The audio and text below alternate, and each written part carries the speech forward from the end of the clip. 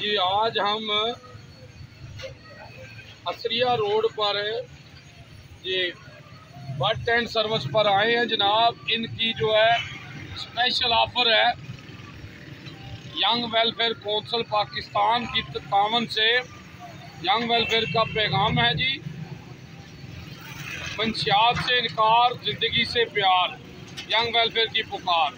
और जनाब ये इधर खाना खिला रहे हैं जनाब। महंगाई के दौर में ये बहुत ज़बरदस्त ऑफ़र इन्होंने की है जनाब।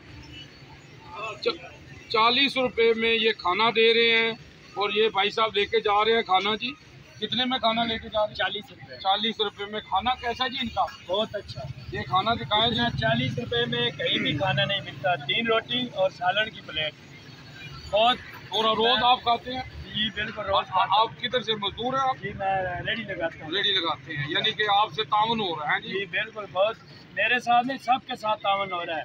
जितने लोग हैं ना